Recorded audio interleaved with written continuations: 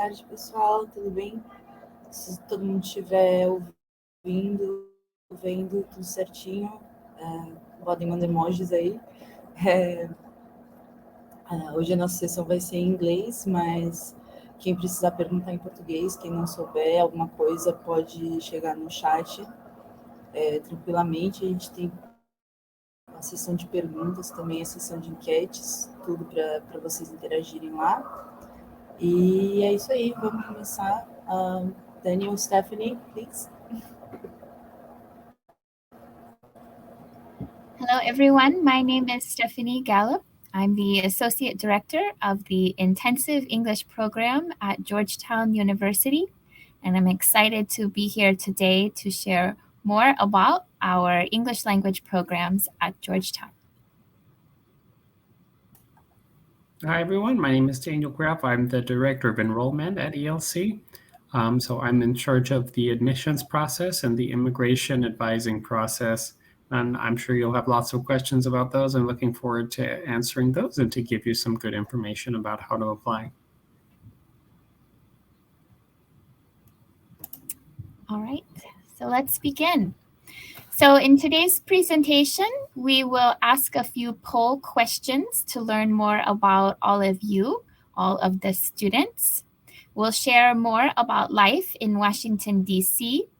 We'll give details about all of our intensive programs. And finally, we'll let you know all the steps to apply and more information if you need visa support. So Daniel and I already did the introductions. So let's talk a little bit more about Georgetown. So the Georgetown University English Language Center is part of Georgetown University. And in our tradition at Georgetown, we promote academic excellence in teaching and learning that is guided by a Jesuit commitment to diversity, respect, and care for the individual. We welcome students from all over the world and all over Brazil to our programs here at Georgetown. So please use the chat to let us know where. You can tell us your hometown, your country, anything about where you are from.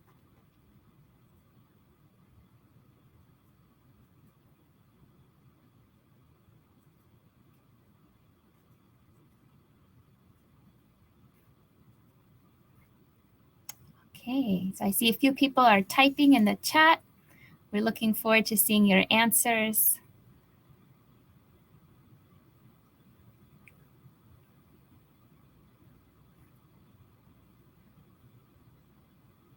Okay. Awesome. Well, welcome to all of you today. Great. So everyone's using the chat. This is wonderful. All right. Our next step is a poll question. So we'd like to know, have you ever visited or studied in the U.S.? Have you visited or studied in the U.S.? So please let us know. We'll wait just a minute to get results.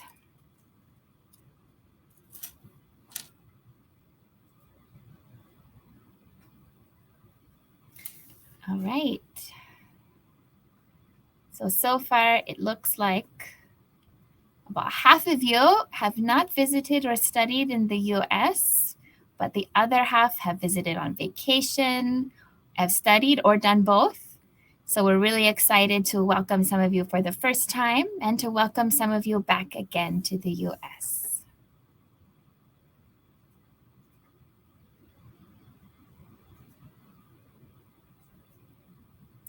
Our next poll question, how many years have you been using English?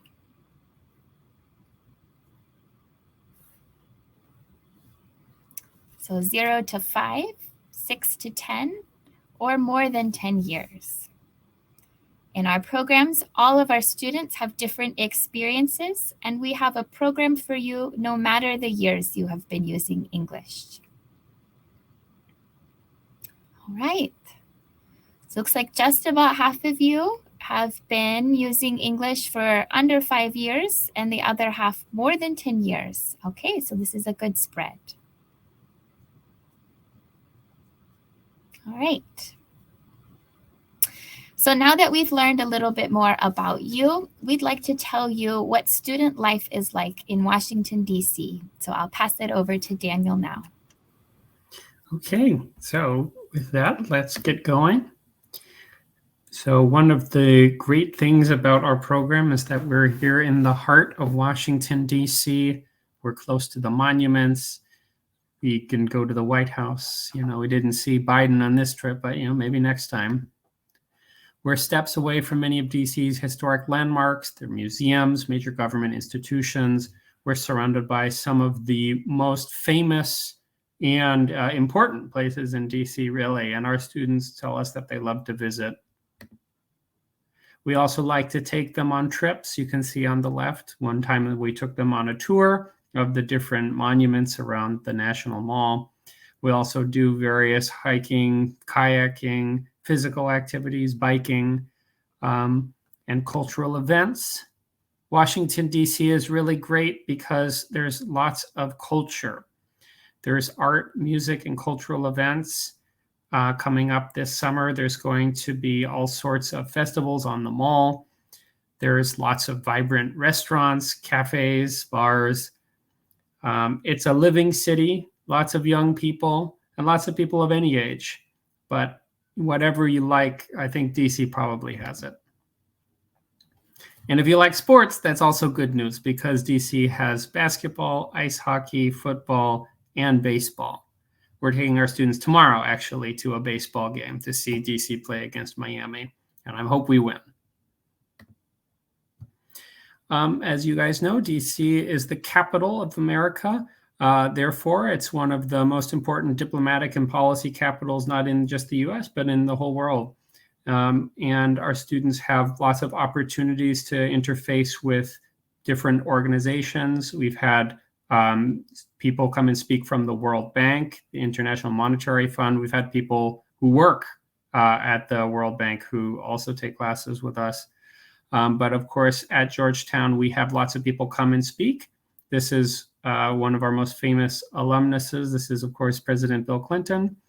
If you're lucky, when you're here, you can go and hear people speak, but we've also had various presidents of foreign countries, people in the US government, politicians, actors, entertainers. But DC draws a lot of interesting people. And maybe you didn't know this, but DC is also ranked #1 in the US for city parks. There are a lot of beautiful green spaces, including this picture. This is in Rock Creek Park here in Washington, D.C. There's lots of great biking and hiking trails around this area, and it's a great place for going outdoors. For housing, while you're here in DC, most students find their own off-campus housing, but there is some limited on-campus housing available. The nearest dorm is just a few blocks away. But we also have a comprehensive housing guide on our website that has lots of information for apartment hunting, different resources, and descriptions of the different neighborhoods in our beautiful city. If there are any questions about student life, I would invite you to put those questions in the chat now. And if not, then at the end, we'll also give some more time for questions related to anything.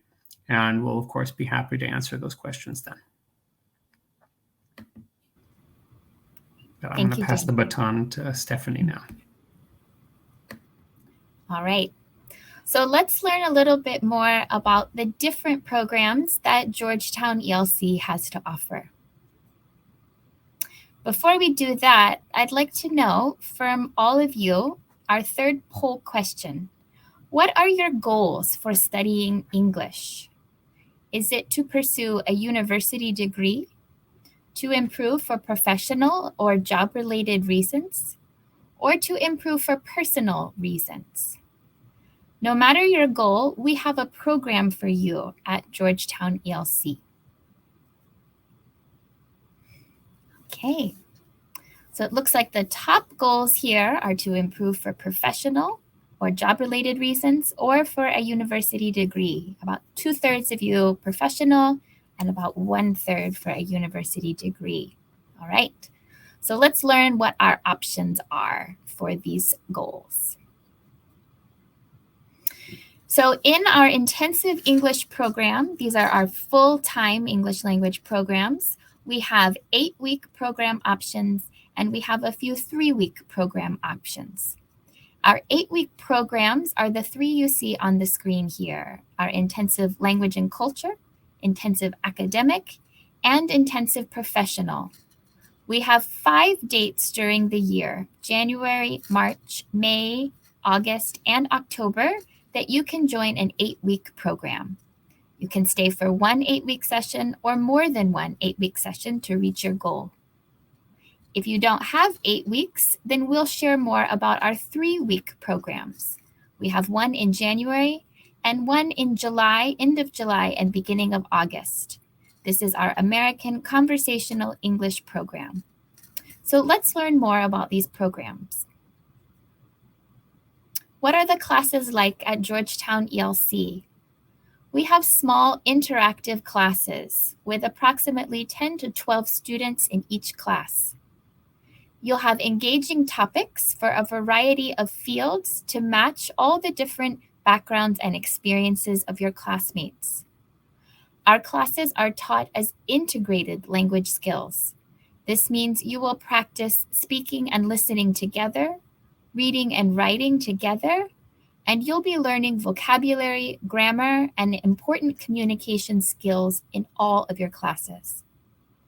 To do this, you'll have frequent pair and group discussion in every class, and you'll use the latest educational technology like Canvas, Google, and other tools common in universities in the United States.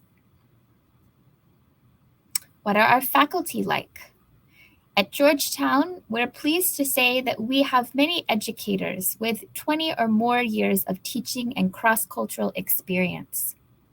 Our faculty are dedicated to your improvement, so they give you regular writing and speaking feedback on all of your assignments. The faculty are available for office hours. This means one-on-one or personal time with faculty to get feedback on your work and also for advising. If you'd like to learn more about these faculty, please visit our blog at elc.georgetown.domains. For our full-time programs, both the 8 and 3-week programs, you will find about the same daily schedule. So full-time study is 20 hours a week, and our classes are taught Monday through Thursday. We generally have no class on Friday, but have lots of time for independent study and social activities. Most students will begin the day at 9 o'clock to take a class in the morning for 2.5 hours. We have a break time for study, office hours, workshops, and lunch. And then we begin our afternoon classes again at 1 o'clock for another 2.5 hours for your second class of the day. So here's a little bit more information about our 8-week intensive sessions. So this is 8 weeks per level. And as I mentioned, you can study for only one level or only 8 weeks, or you can continue studying as you move up in the levels of your program. So for 8-week programs, we have our language and culture program with 3 levels, our academic program with 4 levels, and our professional program with 2 versions that are at the same level.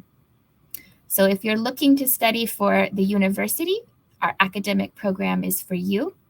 If you want to improve for personal reasons, our language and culture program is for you.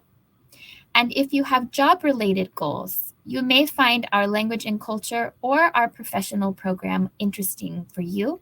And I'll tell you more details about these different programs now. In our intensive language and culture program, you can improve your language skills while also gaining a deeper understanding of U.S. culture and how to communicate in a variety of cultural settings. So this includes building your confidence and vocabulary for speaking and short writing, learning strategies for discussion and email or virtual communication, and to strengthen foundational English language skills that you need in both academic and professional settings. This program is at CFER level A2 to B1, which is a high beginning to intermediate level. For this program, all students must take an ELC placement test. You do not need a TOEFL or IELTS score to apply. Next is our intensive academic English program. This will help you develop academic skills you need to successfully transition into academic life at a U.S. college or university. In this program, you learn how to write academic summaries, essays, and research papers, how to give an academic presentation, how to take notes with academic reading and lectures, to participate in class discussions, and to critically analyze, evaluate, and synthesize academic sources. Students in the academic program also choose elective courses where you sharpen your skills in grammar, communication, leadership, and more. For this program, we have 4 levels, and they are at CFER B1 level and higher. This means an intermediate level or higher for our academic English program. If you're not quite intermediate, don't worry. You can get started in our language and culture program to build those skills. This program also requires the ELC placement test, but no TOEFL or IELTS is needed. Finally, our intensive professional English program. This is a higher level program that helps you refine your English skills while understanding more about U.S. professional practices in business and public policy, as well as critical leadership and networking skills you need for success. In this program, you'll build your confidence in more professional writing and communication skills. You'll do this as you analyze case studies and organizational structures. You'll practice your professional skills for interviewing, negotiation, debate, and networking. And the topics of this program will focus on leadership, public policy, business, and NGOs. This program is only offered in the fall and spring. It's not offered in the summer. And in the fall, there are 2 modules or 2 8-week sessions offered, so you can take one or both of them, and the same in the spring. So this program requires the placement test at a CFER B2 or higher, high intermediate level. If you don't have that, again, you can get started in one of our other programs to build your skills first. And in addition, we also require a bachelor's degree or work experience for this higher level professional program. So finally, here's a little bit more information about our 3-week American Conversational English program.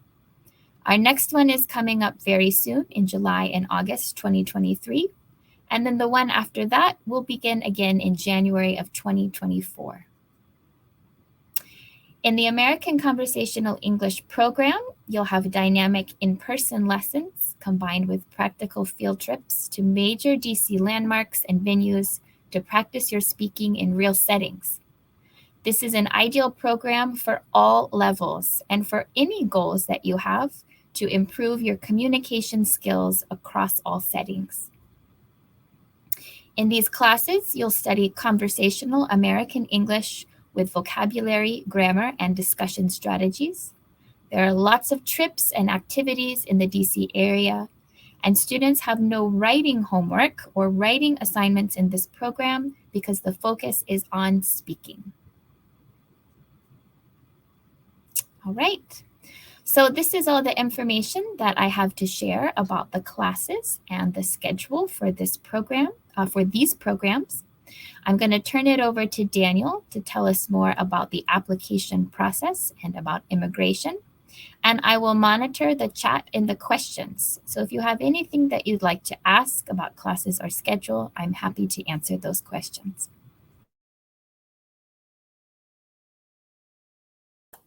Okay, so now I'm going to walk you through the intensive English admissions process. So the first thing that you'll do is you would submit an online application. We have a link here that you can go to find our online application. but the application itself is fairly simple. You just need to upload some information about your goals, your biographical information, your transcripts, and we'll go into more detail. There's a placement test that once we receive your application, we can invite you to. There's a speaking, writing, and listening component. And again, we'll discuss that in a bit more detail. And finally, if you require F1 visa support, if you would like to come on a student visa, then we can help you through this process. That would be the last step after you pass in your placement test and submit your application. And of course, there'll be more information about that in this presentation as well. So once you go onto our website, you can find an account and create your profile on our website.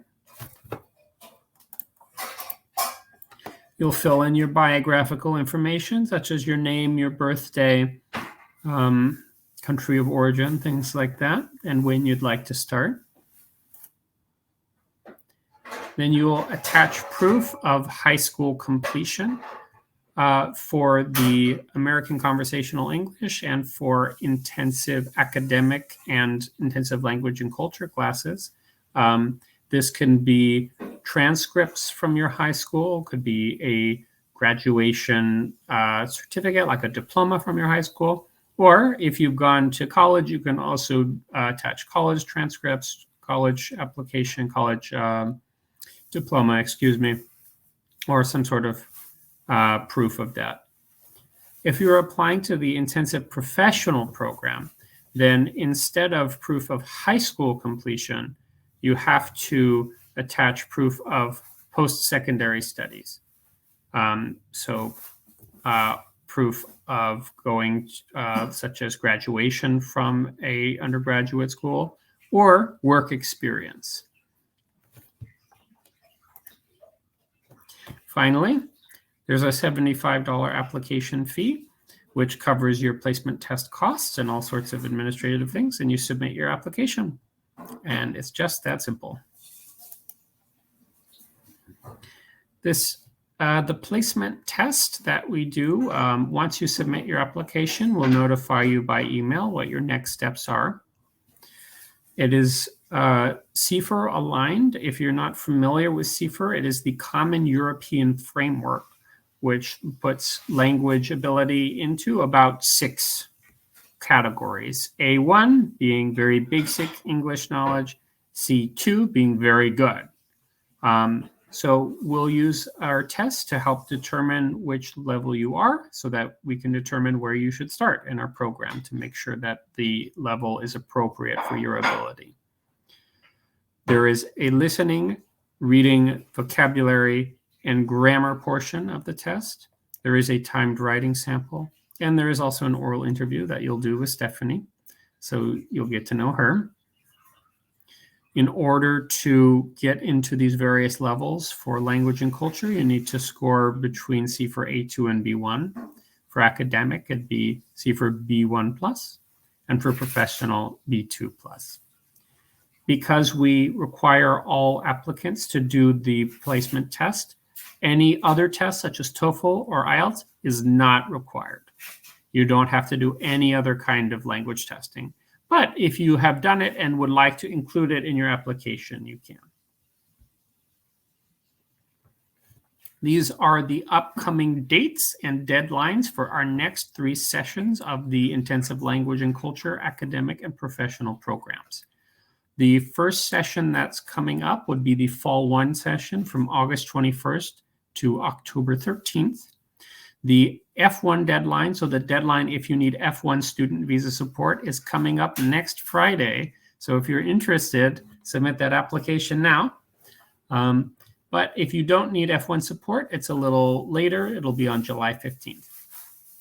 For the Fall 2 session, that will be from October 23rd through December 15th. The application deadline for that is August 18th, but you can apply now if you're interested. And the deadline for students who do not need student visas is September 1st. And then if you're already looking ahead to next year, Next January, we'll be starting our Spring 1 2024 course. That'll go from January 8th through March 1st.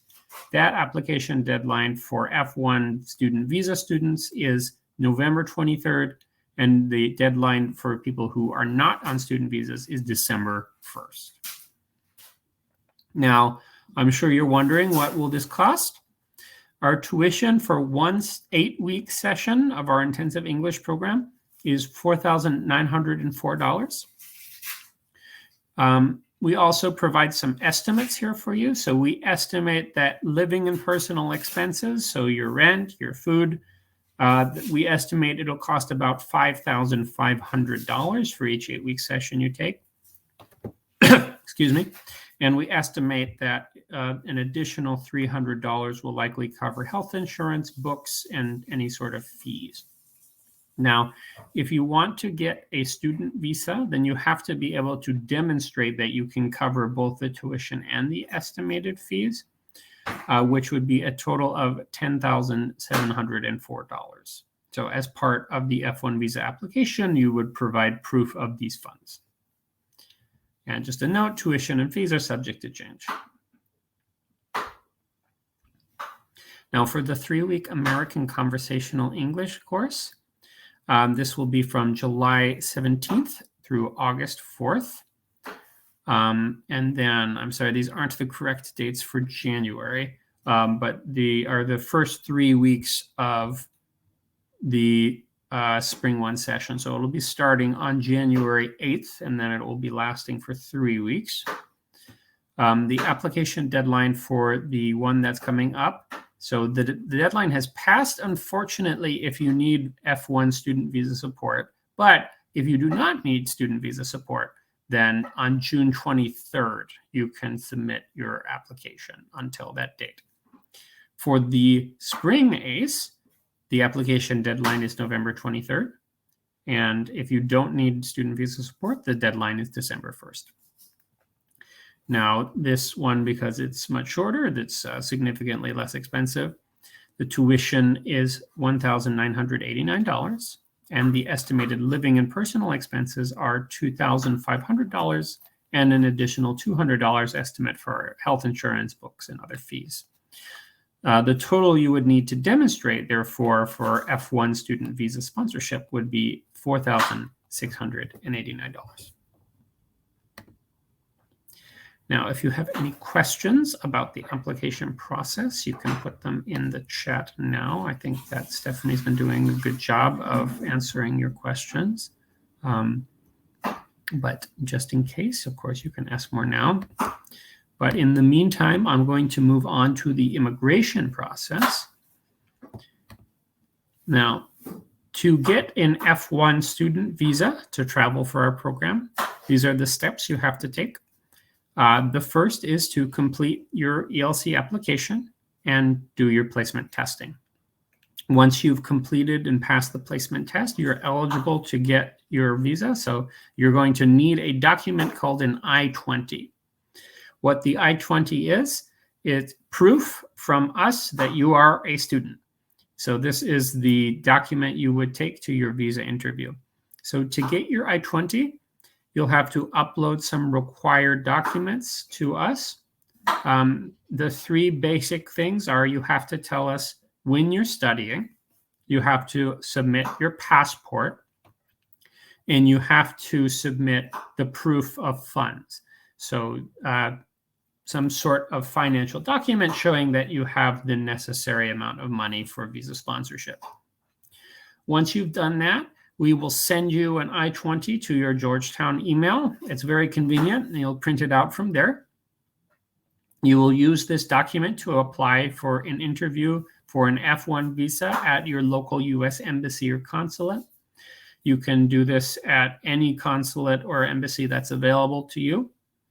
And then once you go to your visa interview, of course, you'll pass, and then you will enter the U.S. once you get your visa in your Form I-20. What we advise is please apply as early as possible. Your I-20 may take time to process. It may take time to get the documents you need. And there may be unexpected circumstances. So the best way to make sure that you get everything on time is to start early.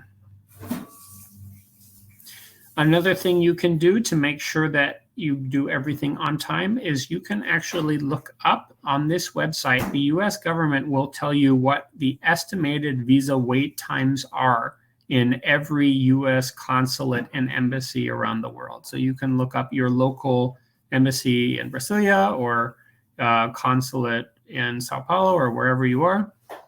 And you can find out exactly what the wait times are to get a student visa. So this will depend on where you are.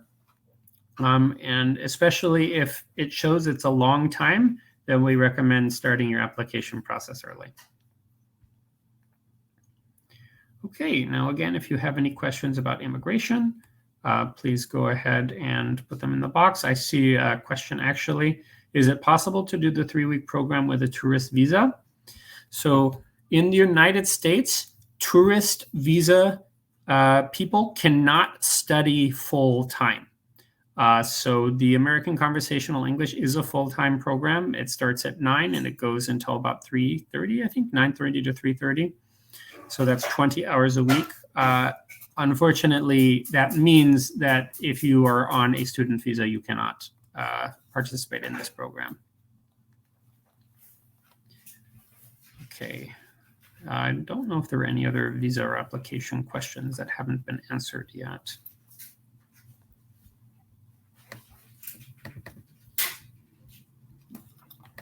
Okay.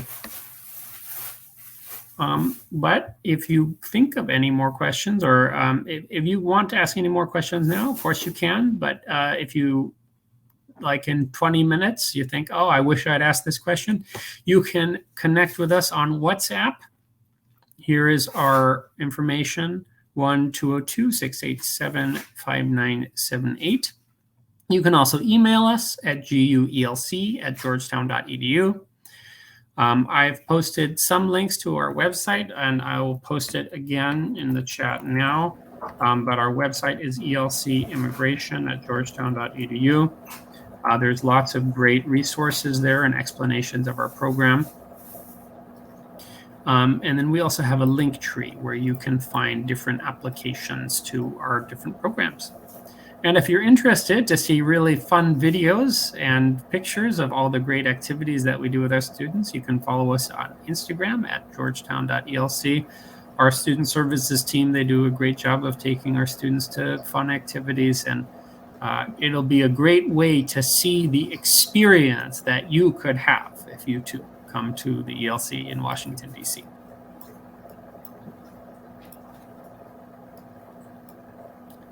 Stephanie, is there anything you'd like to add?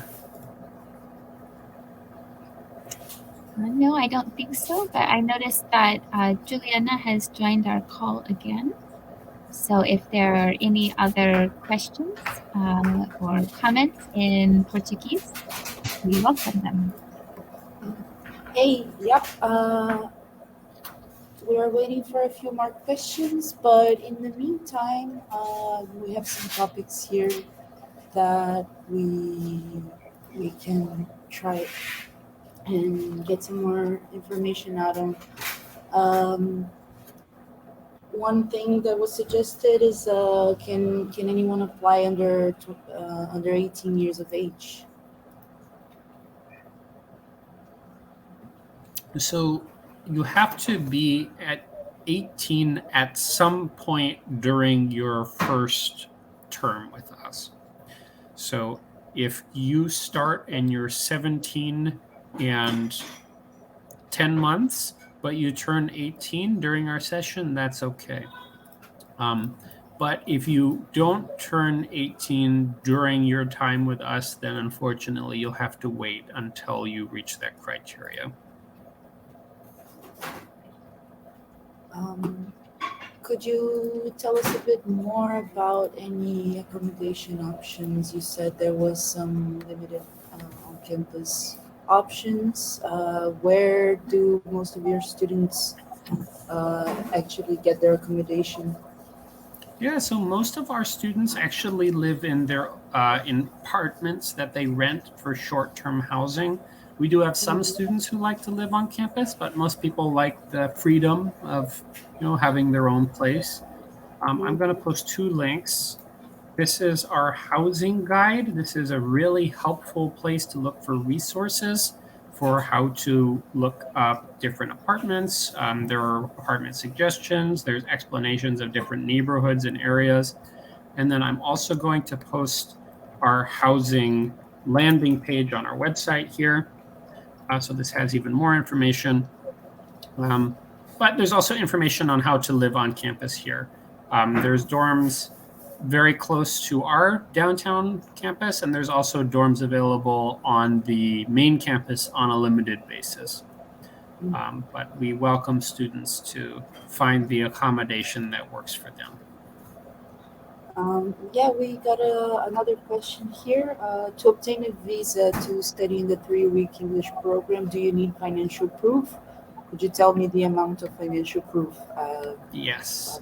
Let me share that slide again. For the 3-week program, the proof should be $4,689. Now, again, the tuition, of course, that is the correct tuition price, $1,989, but the rest is an estimate. That's what we think you probably will spend on housing and food for 3 weeks, but you don't have to spend that much money. It just depends on the kind of accommodation that you want to live in, how often you go out to eat, things like that. But these are the total you need for visa sponsorship for the 3-week program. And just in case, let me show it for the 8-week program again as well. It's a little different. And again, this is for each 8-week session. So if you'd like to come for 2 sessions, then it would be $10,704 for each 8-week session. So I'm not going to do that math in my head, but that'd be about $20,000. Something else that came up is, can anyone do more than one course? Oh, yes. Is it a trip or? I would say it depends. Many of our students do more than one session. If you start out and you're already super good at English, then of course, there's not as much room to improve. But people start out, and we've had people take multiple courses. We've had people stay a year.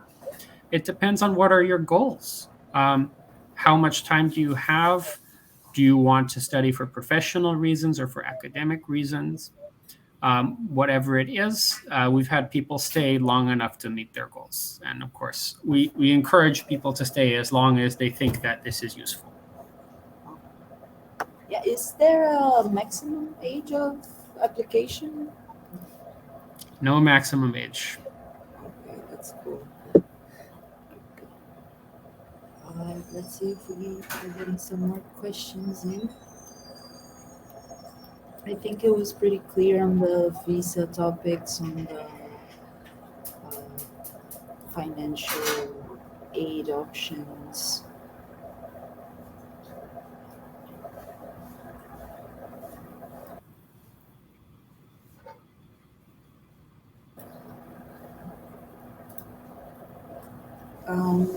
Can you tell us a bit more about life in DC? What is it like for students, particularly students, I guess? Yeah, I actually went to college in DC. It's a great place to be a college student. DC is home to a lot of really fun culture. So whatever you're interested in, I think DC probably has it. When I was a student, I was interested in going to good restaurants, going to fun cultural institutions. One thing that DC has that's pretty cool is that it has many museums that are free. So all of America's national museums, the Smithsonian Institution, they're all free. So you can come and just hang out, go to the history museum, see the science, see the dinosaurs, walking around the parks, the monuments. When I was a student, I also really enjoyed the outdoors. So being able to hike in DC was fun. Being able to just spend time in the parks was very nice. There's also students that we have now who are interested in cultural exchange. So there are people from many different communities here in DC. We're really happy with the diversity we have. So if that means you're interested in an Ethiopian restaurant or a Peruvian restaurant or going to different embassies, as happens every year, there are different times where you can go to the embassy of Japan or the embassy of South Africa and spend time with diplomats or watch dancing from different cultural performances. Coming up in, I think later in June, there's going to be the Smithsonian Folklife Festival where we'll be highlighting all sorts of cultures from around the world, and you can see different music performances. It depends on what you like to do, but DC is a big city that sometimes has a small city feel. So it's a great place to explore. Uh-huh. Something else that came up is if anyone ends up deciding to do an extra program while they're with you, do they have to, for example, come back to their home country to redo the process? Is there any, do you facilitate that process in any way? That's a good question. If you come and you originally say you want to stay for one session and then you like it and decide to stay for more, it is a very easy process. You don't have to get a new visa. You don't have to go back to the embassy.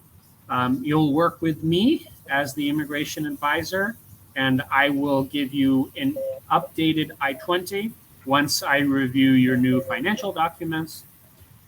You don't have to leave.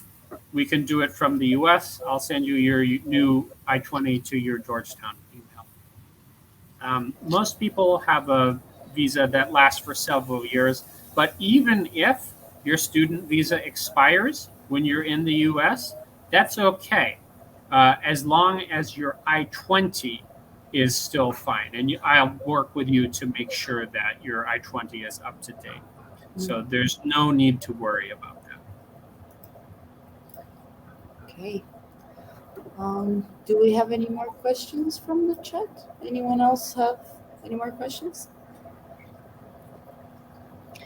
I wanted to add about life as a student or anyone in Washington, D.C. Washington, D.C. has one of the best public transportation systems in the United States. This means that you can be in Washington, D.C. without a car. You can use the metro or you can use our bus system.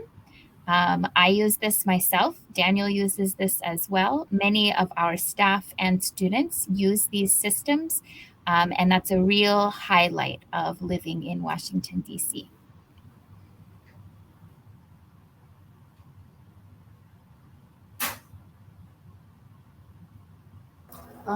Another question here.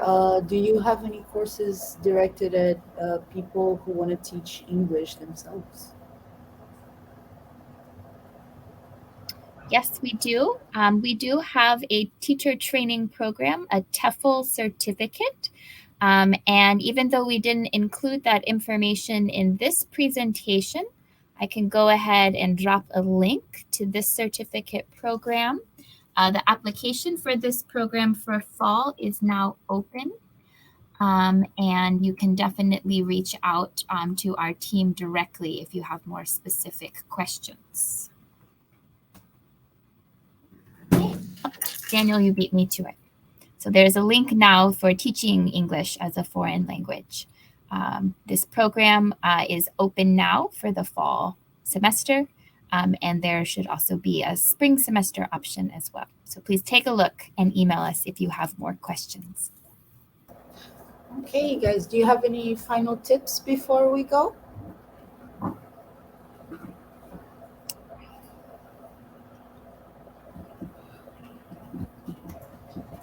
I guess my final tip is you should really think about what are your goals for English. If it's you want to have a career in an English-speaking job or an English-speaking country, if you'd like to get a degree in maybe in America or in an English-speaking country or just in your own country, what are you trying to do?